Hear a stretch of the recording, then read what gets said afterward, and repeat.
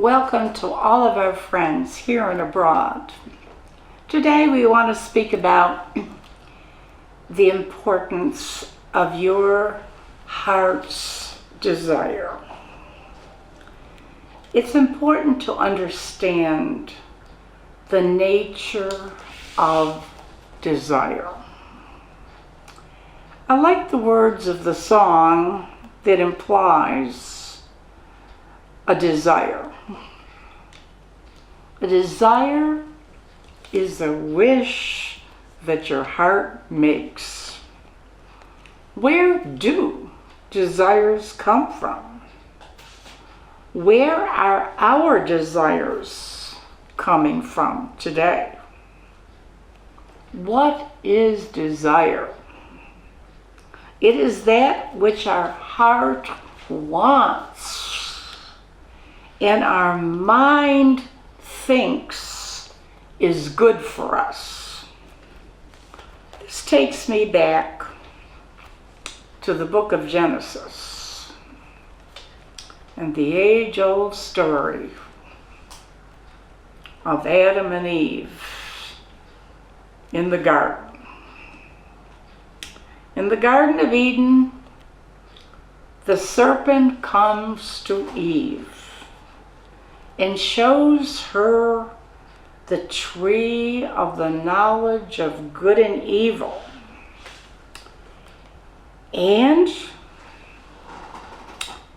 she sees the tree and she thinks it's a tree that will make her wise. And she sees that it is good to eat and it is pleasant to the eyes. Something the eye sees catches the eye and makes the heart want to have it. Before we explain what it is that we want to receive from the Lord, it is essential to understand that our ability to receive from God is interconnected with our own thinking patterns that are already in place. I'm speaking about how we think as individuals, how as individuals we analyze. And this, how we think and how we analyze, is how we believe. Our thinking patterns have been in place for a long time. Unless our mind has been renewed and transformed by the Word of God, our original thinking patterns are still in place. We cannot prove the promises of God to be true for ours unless our minds have been renewed and transformed. We will not be able to see it any other way. It is our mind that facilitates the manifestation of what our heart believes. Our ways of thinking, as a man thinketh in his heart, so is he, says the scripture. Our own ways have been shaped, our own thinking has been shaped by our experiences in life, our cultural world that we were raised in, our beliefs that were presented to us, our personal understanding of the Word of God. I say personally, you may have an understanding of the Word of God that is truly not God's understanding of His own Word, but it may be your personal understanding. And so, these are the ways in which a man thinks. Self-understanding, self-awareness, yield different kinds of expectations, or no expectations at all.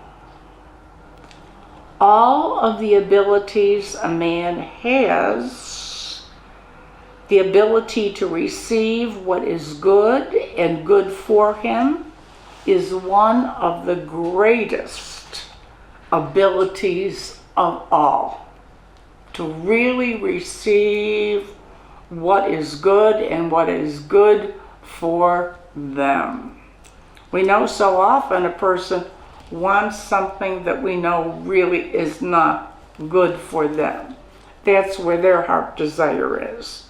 So many dear Christians do have faith in the Lord, but they never knew that the Lord had to have that faith. They never knew that the Lord needed for them to have faith in themselves to receive. This is very important. This faith to receive is the other side of the faith coin, as we have said before. So let us say again, our desiring to receive is, let's say our desire to receive healing in our body.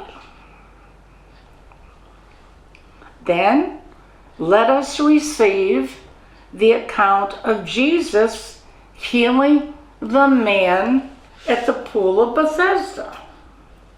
As you received these, you see, as we read the passage, that there were many people at this pool of Bethesda, and they were all of them were desiring to be healed by getting into the water after the water was troubled. Now this was their desire, and this was their belief that the only way to receive their healing was to get in the water, get in the pool first before anyone else was able to get in. All of those people, Jesus, a multitude, it says, a multitude of impotent folk, they all had a desire to be healed. They all had a belief also that the only way they could get healed was for this one thing to happen, for them to be the first person in the pool when the water was troubled.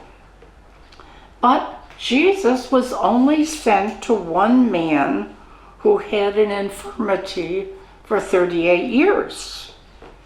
And Jesus said to that man, "Will you be made whole?"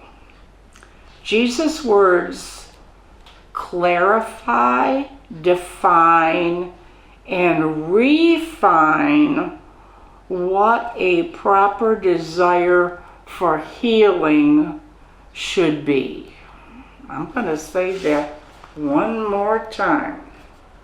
Jesus' words to this man clarify, define, and refine what a proper desire for healing should be.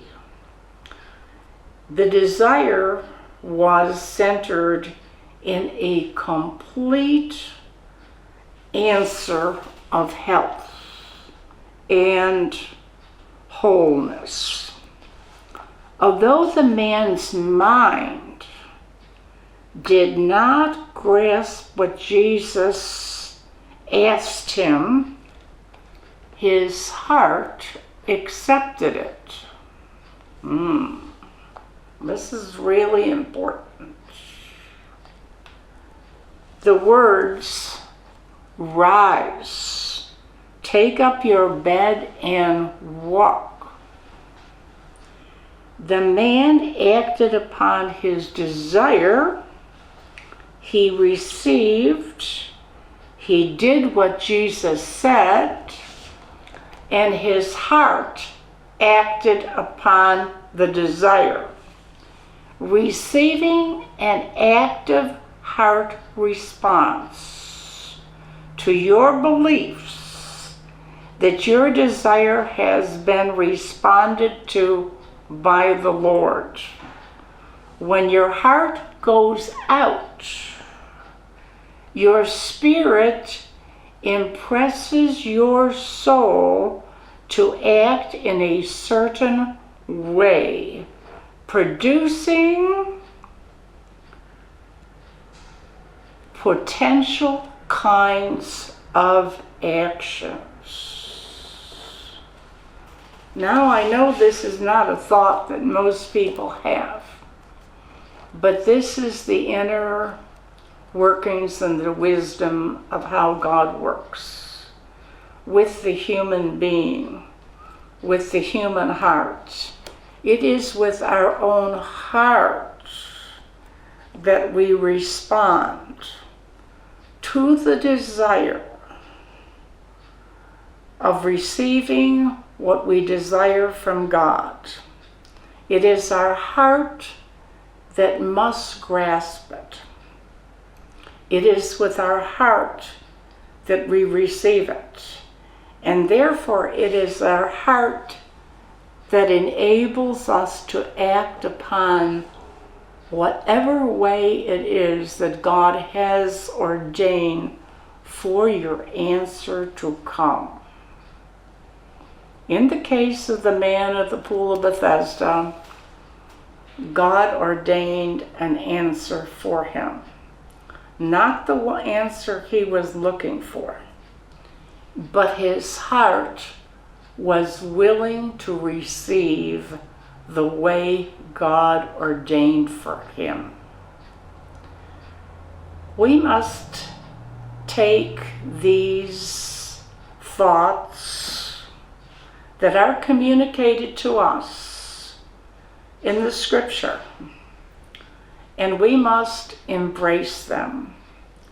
And we must do everything possible as we meditate on the Word of God to understand that we're preparing our hearts to receive abundantly from God in these days. In Jesus' name, amen.